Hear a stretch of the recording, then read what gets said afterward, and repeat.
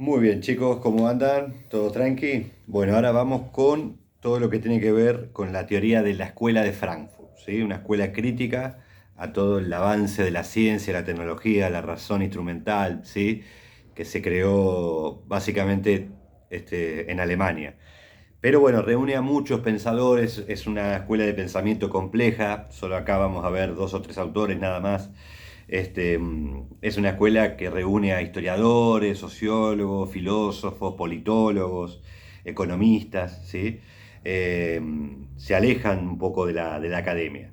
Y bueno, presentan un pesimismo, ¿no? A esto, ¿no? A la razón, al pensamiento, al avance científico, a la razón instrumental, porque bueno, llevó a la barbarie, ¿no? A la barbarie del holocausto y de las bombas atómicas, ¿no?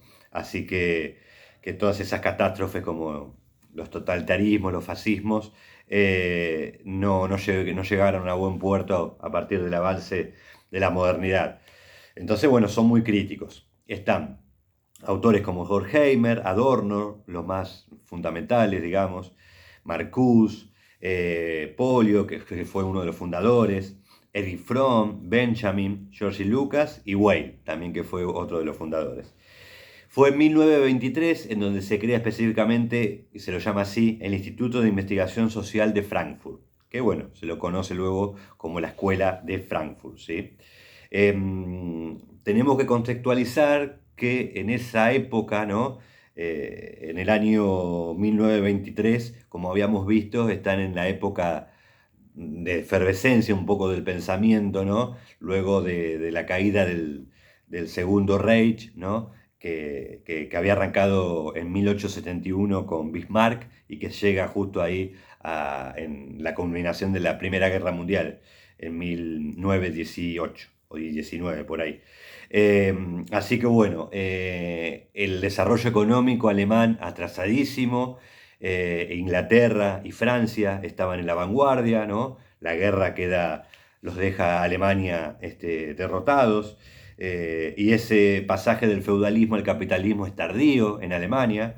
Eh, eh, Así que bueno, es como que llega tarde Alemania, ¿no? Pero bueno, cuando llega, llega fuerte, ¿no? Con el nazismo llegó tarde, pero de una manera muy potente. Entonces, bueno, es una complejidad que ya se veía viviendo desde el primer Reich, ¿no? Entre los aristócratas, los desposeídos, ¿sí? Las masas. Hay una distancia muy enorme, siempre no se pudo unir el Estado alemán por eso, por los dominantes y por los dominados, ¿no? La aristocracia y los trabajadores o los feudos, los vasallos o luego los empleados, los obreros. Así que esa era la complejidad de la falta de unión y de consenso en Alemania. Bueno, ellos van a ser muy críticos del determinismo económico marxista, ¿sí? Sobre todo en un principio George Lukács, uno de los primeros pensadores de la escuela de Frankfurt. Eh, Él en su libro Historia y Conciencia de Clase va a recuperar la parte más dialéctica, filosófica y cualitativa del pensamiento de Marx, ¿sí? Porque hubo muchos autores que se quedaron con la crítica económica y con el determinismo de la estructura sobre la superestructura, ¿sí? Sobre las condiciones materiales de existencia, eso que va a condicionar el pensamiento, nuestras creencias, el plano de lo político, la cultura y el arte. Eh, George Lucas va a recuperar justamente la parte esta más subjetiva, la moral, lo ético, lo cultural, ¿sí? Los valores de la sociedad y las creencias. No todo es mercado digamos, y relación entre valor y valor de cambio. Así que ese determinismo lo dejan de lado y se aferran más a la parte más psicológica y cultural. Y apuestan a una filosofía de la vida, más centrada en el pensamiento de, por ejemplo, un pensador como un sociólogo como George Simmel, que apostaba a la potencia de la vida, así medio como Nietzsche también, ¿sí? Eh, Porque justamente el cuerpo es un arte, ¿no? El cuerpo, la vida, la potencia del vivir, la tiene el cuerpo, ¿sí? No solo el pensamiento, sino el arte, ¿no? No solamente somos pura lógica, sino que somos energías y somos vida, potencia y arte. Luego, sobre todo Horkheimer, luego vamos a ir a Adorno, pero Horkheimer se pregunta por qué las masas votaron a Hitler, por qué los desfavorables, los desposeídos, los dominados, votan a un personaje, ¿no? A un líder autoritario y tremendo como Hitler, ¿no? ¿Qué le pasó a los obreros? Así que bueno, ese ser social y esa conciencia social va a decir, ¿qué pasa, Marx, acá? Entonces revisan el marxismo para meterle otras variables porque ese determinismo económico no los ayuda a ver justamente la injusticia social y la esclavitud y la explotación, ¿no? No, hay otras cuestiones a analizar. Entonces, Jorge Imes se mete más de lleno en cuestiones más referidas al psicoanálisis, a las tendencias psíquicas, ¿sí? A qué hay por detrás de la acción, ¿sí? De la conciencia, no solamente las determinaciones económicas, ¿sí? Así que se mete en lo más profundo de la subjetividad, cosa que hacía Freud.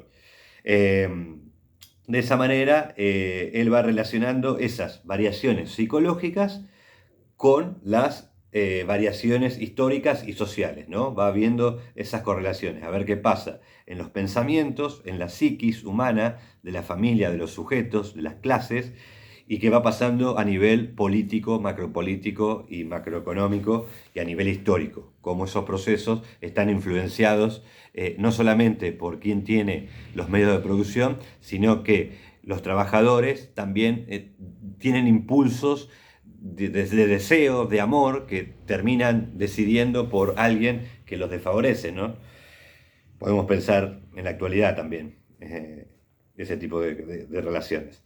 Así que bueno, Jorge me mete mano en esas fuerzas psíquicas, ¿no? Porque justamente piensa que en el nazismo hubo una regresión, ¿no? Las masas adoraron a una persona autoritaria y las fuerzas sociales tuvieron que ver con administrar justamente ese deseo que estaba quizás ahí latente en las masas para adorar a un ídolo, a un padre, a un dios, ¿sí? Entonces ahí hay un problema ético y cultural, dice Jorge. Así que la propuesta para ver la política y la dominación de Jorge va a ir por ver esas tendencias psicológicas. Theodor Adorno, que bueno, nace en 1903 y 1969, también teórico alemán, también partícipe de la teoría crítica como Horkheimer. Él escribe un texto importantísimo, Dialéctica de la Ilustración, en 1944. Y él hace una crítica radical a la industria cultural. La mayoría de estos autores critican porque la liberación para ellos también está fomentada y fogoneada, cosa que Marx no vio, porque todavía no estaba inventado todo el avance de la logística estética propagandística, ¿no? Por ejemplo, Hitler, ¿no? La influencia de la maquinaria cinematográfica, publicitaria, la radio, ¿no? Los medios masivos de comunicación son más de este avanzado siglo XX. Así que la ideología va a estar fomentada por esa dominación y va a estar legitimada por la cultura, dice Theodor Adorno, ¿no? Entonces, Hitler manejó muy bien eso y por lo tanto manejó muy bien las masas, ¿sí? Esa industria cultural va a estar estandarizada, ¿sí? Marcuse también dice eso, en El hombre unidimensional, ¿no? Todos pensamos de acuerdo a los contextos culturales, lo que nos venden, ¿no? Las publicidades, las redes, el cine. Hoy lo podríamos ver con Netflix, con distintos dispositivos y distintas, digamos, medios que nos llenan Spotify, que lo hegemoniaba por ahí, ¿sí? Hay otras fuentes alternativas de informarnos, de entretenernos, pero están las hegemónicas y bueno, la crítica de la escuela de Frankfurt va a ese lado, a las hegemónicas.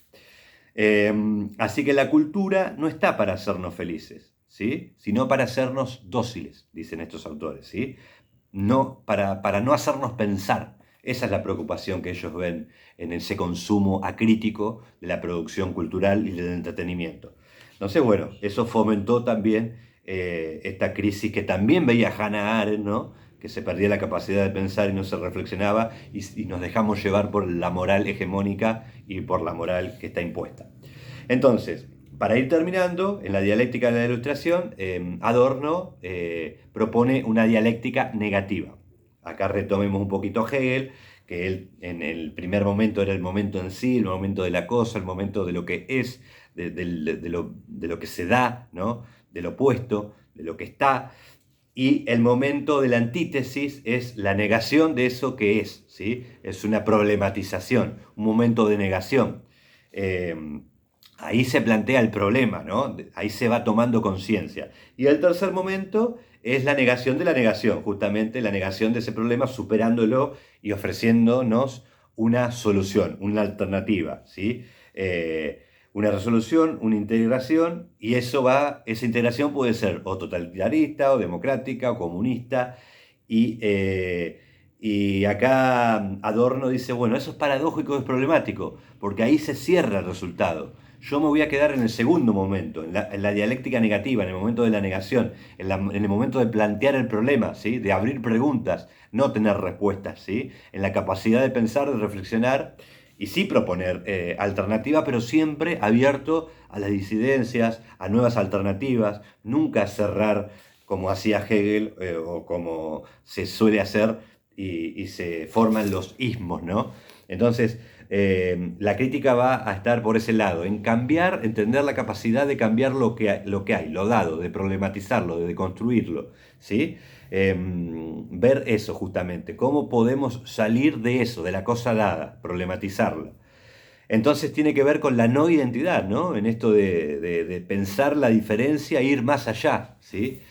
No quedarnos con los esencialismos, los fundamentalismos y los ismos, ¿sí? Los totalitarismos. Ahí se queda Adorno en ese momento negativo de la dialéctica, que es la problematización de lo que es, de lo que está dado, ¿sí? Después la solución, bueno, eso se pensará, dice. Obviamente que hay que proponer soluciones. Pero lo importante es al menos que tengamos en cuenta esta problematización y deconstrucción de la realidad.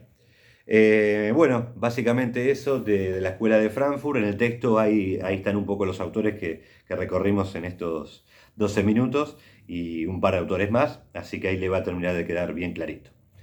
Un abrazo, cuídense.